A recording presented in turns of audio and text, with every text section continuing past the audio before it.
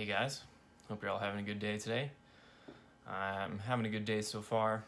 Got up this morning, did a little bit of yoga, did a little bit of meditation, did a little bit of work. I've been working part-time for a travel agency. So I did about an hour of work this morning, made a few phone calls, got a couple quotes for some clients, just pumping through that daily grind. Anyways, I've had some things on my mind and I want to talk about them today. Mostly, I'm trying to make this video for everyone else. Of course, making these videos helps me process things and think things through, but I think this is something I've been struggling with for years, and I think I've got some information that can be valuable to everybody. And I'm going to start this out with a question. So this is my hook here. Have you been working on your personal growth for many years and you feel like you're stuck in a rut? Or do you feel like you're stuck in a cycle, stuck in a loop, one of these recursive loops that you feel like you're making progress? Maybe you make 2 steps forward and then a month later you slide 2 steps back and you feel like you're exactly where you started. And that's basically what I'm going to talk about today. We're going to try and shift our perspective a little bit and see if we can... I'm kind of a math guy, so we're going to try and take a higher dimensional perspective on our personal growth today. And I think that's going to be really exciting. Before I do that, the main thing I want to talk about right now is the element of surprise and how that applies to growth and development. The element of surprise. What does this mean? What I mean is, sometimes if you decide in advance that you're going to make progress along a certain direction, your unconscious mind or the people around you or the forces of the universe or God himself, if you believe that, kind of step in your way, and they start to put barriers in front of you to test you, to see how strong you are, to see if you are really committed to making that journey, to reaching that goal. And that can be extremely powerful. That can be a growth experience. But I'm going to talk about something a little bit different today, and that is the element of surprise. And I have used this before. I've heard this from kind of mystical teachings like Alan Watts and other Eastern kind of influenced gurus. I think this is famous from the Taoist and Confucianist way of thinking, that way of life. The element of surprise is when we spontaneously decide that we're going to do something different right now. That's the only way that change ever happens, is when we decide in the present moment that we're going to do something differently. And I'll give you an example. About 2 weeks ago, I quit drinking coffee. And right now I'm kind of just like riding the wave. The first couple days were pretty tough. I had a headache for a couple days. And after that, it was just pretty easy. I just decided, you know what, I'm not going to drink coffee anymore. It was starting to get to the point where I was basically addicted to coffee. I was drinking 4 or 5 or 6 cups of coffee every day, stopping at the gas station, buying a double shot, buying a green tea, just anything with caffeine in it. I was getting really addicted. And I knew this. I've known this for, like a year or 6 months, and it's been going around in my head like, it would probably be better if I could not be addicted to this. Caffeine isn't too bad of a drug technically, although it does raise your blood pressure and it raises your heart rate. And for me, I think I'm prone to anxiety, and I think it kind of makes me jittery and anxious.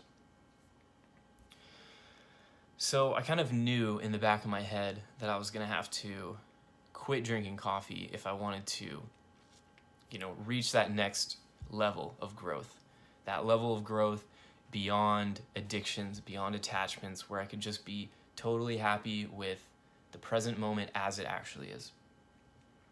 And I tried quitting coffee intentionally, like with my willpower, you know? I'm like, I'm strong enough, I'm just gonna not drink coffee even though I really want to. And I'm just gonna like not drink it, and I'm just gonna starve myself out, right? Like treat myself like a prisoner. I'm just like cutting me off, and I'm just gonna like guard the camp. And for me, this doesn't work. And perhaps I'm weak. Perhaps I'm not very disciplined or something like that. But I think a lot of people are in this category, right? They so in this example, maybe in the past I've tried to quit drinking coffee, and I won't drink coffee all day. And then the next morning I feel so bad. I'm just like, and I don't even remember that I was trying to quit. I just like automatically, it's a habit. I just default. I go into the kitchen and I pour a cup of coffee because it's there. You know, my sister makes coffee every morning. She makes me a cup, so it's just sitting there waiting for me. It's just kind of like a default. Okay, so the element of surprise is a completely spontaneous decision to change your behavior. And so you're not planning in advance. You're not saying, okay, after today, I'm going to quit drinking coffee. Or, you know, over the next 7 days, I'm going to wean myself off. Today, I'm going to have 5 cups. Tomorrow, I'm going to have 4.5. The next day, I'm going to have 3.5. You know, the next day, I'm just going to have 1 cup. And then after that, I'm just done. Okay, you're still planning it out in advance. And a lot of times, I'm still working on exactly when this strategy is going to work the best. But you can kind of feel it out for yourself when this might be applicable. But basically, I just woke up one day and I said, you know what? I'm not having coffee today. And I didn't exactly plan it out that way. I didn't say on Friday, okay, starting tomorrow, I'm going to have no coffee and it's going to be so painful and, you know, this, that, and the other. I just woke up in the morning on a Friday and I said, you know what? I don't want any coffee today. I'm just not that person anymore. It was a spontaneous decision. I had kind of been ruminating on it, so it's not 100% unmeditated. So I really wanted this, but when I decided to do it, it was completely spontaneous. I love Alan Watts' description of shadow work. He says a lot of times what we do is we are running through the town in search of a fugitive, beating a drum. And this is often what we mean when we say we're going to like quit drinking coffee, for example, or we're going to quit that bad habit, or we're going to let go of an attachment. It's like the shadow sneaks up on you and says, you know, no. Don't forget about me down here. So the element of surprise, the spontaneity of just being different, can be really helpful if you have the strength, if you have the energy. And I would say it's not every day that you have that energy. And I like to think of the metaphor of surfing, right? You have to wait for the perfect wave. You have to wait for the earth and the ocean and the current tides and the moon and the sun to all line up and provide you this climax of energy. And then all you have to do is coast on that energy rather than gathering up the energy yourself. It would be like trying to create a wave pool by like splashing, like by your own willpower, creating a wave pool. And then you go grab your surfboard and try and surf on the wave that you make.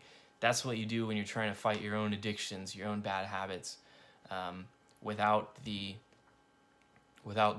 forces of nature in your favor. So one day you might just wake up and decide, you know what, today's gonna be different, and I'm not gonna eat a cheeseburger today, or I'm gonna go work out today, whatever it is. And I suggest that you take advantage of that spontaneous energy that your body and your mind actually has. And instead of ignoring it and trying to systematize it and, put yourself on a diet or a workout routine or a schedule, if you have that spontaneous energy, just go with it and see how far it carries you. I, you know, on when I a couple weeks ago when I decided to stop drinking coffee, I fully admitted to myself, you know what, I might fall back on the bandwagon. I might get back into a rut where I'm drinking coffee every day. You know, my job is stressful, all this. So I was rather accepting of it. But I'm just gonna ride the wave. I'm just gonna see how it goes. And the past couple of weeks, I've felt really good. I felt pretty energized, except for those first couple days. This is especially true of caffeine. You know, caffeine doesn't have any calories, so the energy that it gives you is really the energy that you already have in your body. So if you can get over that hump of addiction, where you need that cup of coffee to just not feel shitty, if you can get over that hump, you already know this, but you start to realize in your body that you don't really need it. You just need to keep an eye on your diet, eat vegetables, eat food that makes you feel good, and that's usually enough. Okay, so I guess I'm gonna move on to my next topic. I've got 3 bullet points here. The first one was element of surprise. My second bullet point is somewhat related to the first, but it's called ego backlash. And ego backlash is related to what we call the cycle or the spiral of development, the spiral of personality development, spiral dynamics. People tend to evolve and mature psychologically. They develop in cycles. And a lot of times when you're in this cycle, it feels like you're in a circle. It feels like you're not going anywhere. Right? I think I said this at the beginning, right? You take 2 steps forward, you clean up your diet a little bit, and then you have a good week, you have a good 2 weeks, you have a good month. And then your old friend calls you up and he says, "Hey man, you want to go to McDonald's and have a cheeseburger?" And you cave and you go eat, you have the worst meal you've had in 2 weeks. And then you had that cheeseburger and now you're feeling bad about yourself. You're going, "Oh, that cheeseburger was so good, but I feel so bad for violating my principles." And then what do? Then you go eat some chocolate. Then you smoke a cigarette. And then before you know it, you're back in that cycle, and you've slid back. So ego backlash, ego backslide. This is a very real thing, and it happens to everyone on a path of growth, on a path of progress, right? It's very difficult to forge your path forward. It's very easy to walk back the direction that you came from. So we got to watch out for this, but we also need to just recognize that this is the pattern of growth. This is how progress is made. It's like, yes, you're going in a cycle, but, well, this will lead me into my third point. And the point that I want to make here is that this loop that you're stuck in, again, we're going to use the mathematical terminology here, right? So when you're looking at this circle in a 2-dimensional plane, it looks like you're traveling in a perfect circle. Now this circle, if you zoom in on the circle, there's some points along the circle that are very important to your personality development, to the development of your ego and the development of the other aspects of your personality. So let's just say that everyone starts out with an inflated sense of ego. And what that means is you have the inability to distinguish the actualized goal from what you actually are now. You get those 2 things confused. You're fused with your object of consciousness.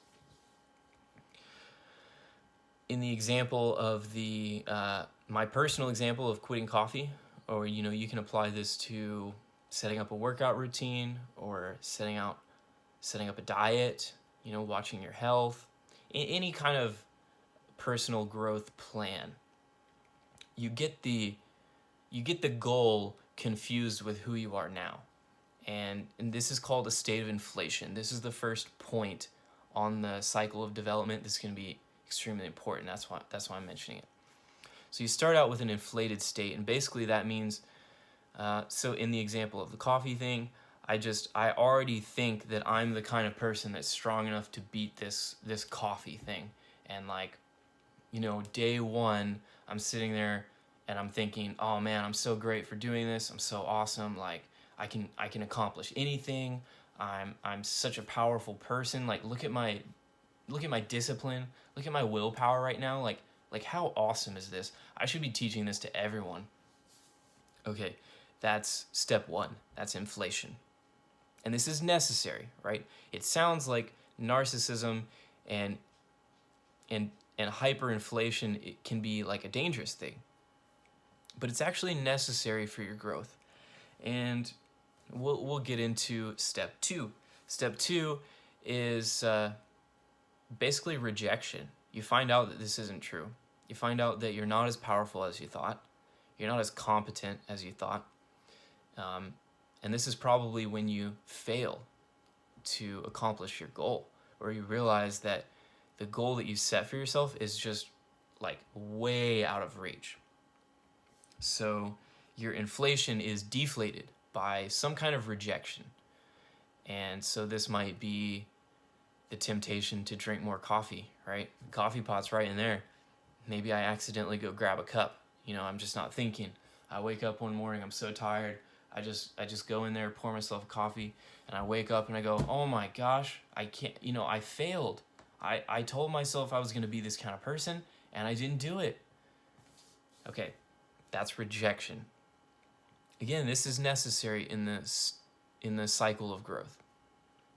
Okay, the third part of the cycle that's important is acceptance. And so after you've been rejected, you're mad about it. You're like, oh my gosh, who am I? Like, how did this happen? I thought I was going to be this person who cleaned up his diet and started working out and, got a new career and made all this money and got really strong. And okay, so rejection. After you're rejected, you have to accept this. So eventually your mind is kind of working on this. It sounds like maybe you're going through the stages of grief, right? The stages of grief can be applied to rejection. Anyways, so the last step is acceptance. And you finally say, okay, you know what? I didn't meet my goal. I didn't lose all that weight. I didn't start working out as much as I wanted to. I fell back on the wagon and started drinking coffee. I drove to McDonald's and got in the drive-thru and got that Big Mac. I told myself I wasn't going to do it, but you know what? That's okay. I'm still capable of growth, and I can try again, and I'm going to try again because that's what I want to do. My goal is still my goal, and I'm still going to get there. So I'm just going to accept that I failed. I'm just going to accept that I wasn't strong enough, and I'm going to move on. I'm going to keep pursuing the goal, and I'm just going to get over it. I'm just going to accept it. So then you accept it. You accept your failure, you accept the rejection, and then we're right back to inflation. So a few days after you've accepted it, you're back into the stage of an inflation, right? You have a new goal. You have a grandiose goal. You say, okay, you know what? Today's the day. I'm not gonna have that Big Mac. I'm gonna go ground beef free. I'm gonna become a vegan. I'm gonna stop drinking soda. I'm going to stop drinking coffee. So you have a new goal, and you have like this hyperinflation. You feel so good, right? Okay, you have to keep in mind that this process is necessary. You have to become inflated, then you have to get rejected, then you have to accept that, and then you have to have a new goal, then you have to become inflated again. You have to confuse yourself with that success. It's part of the process of imagination and learning and development.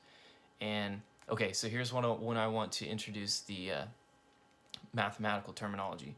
Okay, so when you're looking at this circle, at this cycle of development, it's a perfect circle, right? When you're looking at it on a two-dimensional plane, it looks like a circle, right? You get inflated, you get rejected, you get accepted, then you inflate again, then you get rejected, then you accept, right? So it just goes on and on and on and on, and it feels like you're not going anywhere.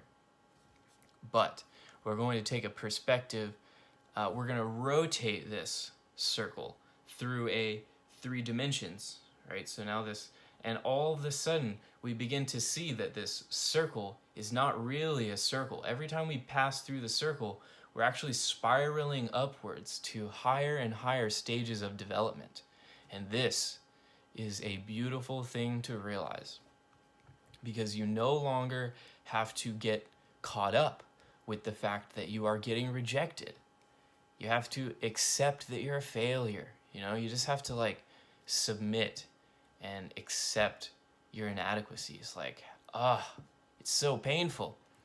And then you have to go through this process of inflation, of thinking you're all that, and thinking that you can do anything, and you can become the superhero, and you can become the the protagonist of the novel, or whatever. Okay, and it's this circle can be rather painful until you start to see that actually you have a vector, you have a trajectory. You're not just going in a circle. And this, I think, is when some of the relief comes and you say, oh my gosh, that's true. Every time I get rejected, you learn a little bit. Every time you accept your inadequacies, you learn a little bit. So each time you get back around the circle, you're at a slightly higher level. You're a little bit more developed. You're a little more wise. You've gotten a few more failures under your belt. And that's just more experience for you the next time you need to travel this circle. Okay. That's basically it. I've hit my 3 bullet points. I do want to just throw in there at the end about this cycle of ego development. This isn't my idea. I'm stealing this from a book called Ego, an Archetype by Edward Edinger.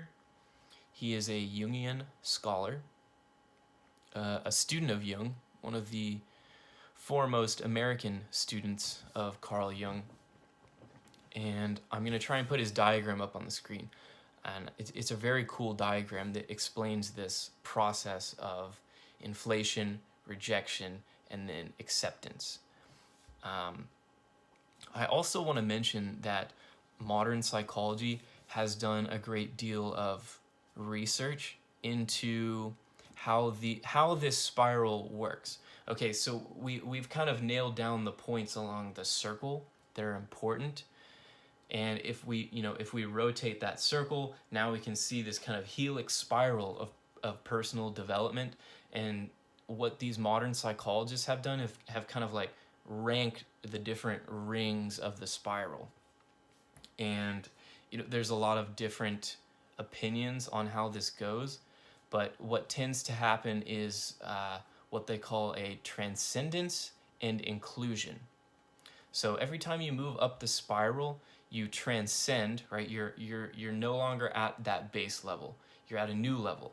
You have transcended your old level of development, but that means that implies inclusion. So when you've reached a new level of cognitive development, you can understand everything that was going on at this level, but you can understand some more things on top of that. In other words, the cognitive model that you're using is more complicated. It's more sophisticated. It can do everything that the old thing could do, but it has a little bit higher viewpoint. It can include a few more edge cases. It can include more people. It can include more moving parts. And I think this stuff is very, very fascinating. Let's see. Kohlberg was a great researcher of this. Kohlberg, and Gilligan was his female counterpart. She thought that Kohlberg's model was a little too male-centric, and perhaps that was true, but in the Kohlberg model of development, there's 3 main levels, and it tends to go from egocentric, where you can only perceive and care about things about yourself. So your development goes from egocentric up to kind of ethnocentric or tribal. So instead of only thinking about yourself, you can make decisions based on a large number of people. And then above the ethnocentric or tribal mode of thinking, above that is stacked like global cosmic consciousness. So you kind of evolve from very granular. You can only make very small decisions that probably only affect you. Like you're learning how to eat food, and you're learning how to control your body, and you're learning like what kind of behaviors are acceptable for you in this situation. After you've kind of mastered that level, you can go up a level, and you can start to make informed moral decisions about your family, your neighborhood, your tribe, your community, right? It kind of just spirals outward, spirals upward into higher and higher levels of complexity. And then after you reach the top of the ethnocentric stage, you can start to consider the environment itself, the physical environment, the earth itself as a totality, as a system. You can start to think of the importance of all the different millions of species in the phylogenetic chain, in the ecosystem. You can start to think about everything being connected. We call this systems thinking. And this is a very, very high level of development. Most people in the world are not at this level. If you look at the Middle East, right, they're stuck at ethnocentric. They don't care about global warming. They don't care about worldwide internet. They don't care about world poverty. They don't care about the impending disasters that the Western world is causing, because they can only think at the ethnocentric level. They haven't gone beyond that. And I think it's extremely crucial. It's extremely important to keep these things in mind when we're dealing with large-scale political problems. It's like, take a look at what level of development this group, this interest group, this lobbyist, this politician, this government, this body politic is at, and we can address the issue on their level. Because if you go to some white nationalists, they're ethnocentric, they're very tribal thinking, and you start talking to them about global warming and gay rights and all this stuff, it's just so far above their head that they don't have the cognitive structures, they don't have the capacity to care or to even conceptualize, to understand these kinds of problems. So I think the future of this kind of psychology is really to see how these cognitive structures evolve in the individuals and in societies and in groups and companies, and to really leverage that to get the individuals and to get the groups and companies to evolve to higher and higher stages.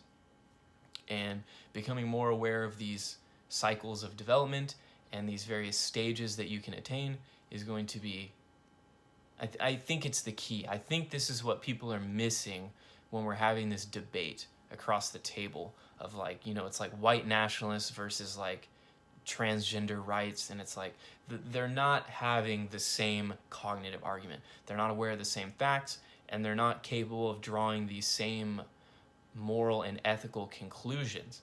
And it's not because, well, I would just say calling someone a racist, or just saying, they're making this decision because they're racist, or because they're a white nationalist, or because they're ethnocentric, is very much not helpful. It's more important to understand why they're thinking that way and how to get them beyond that. I think everyone is capable of getting beyond ethnocentric, especially in the Western world. I mean, we have technology, we have money, we have education, we have the bureaucracy to support this kind of evolution. We just are, I think most people don't even know that this is a factor. And anyways, I'm kind of going off on a rant here, but this is just some stuff that's been on my mind, and I really needed to get it out there. making this video has helped me process it. So I think I'm gonna upload this. I think it's been helpful, and I hope you guys enjoyed.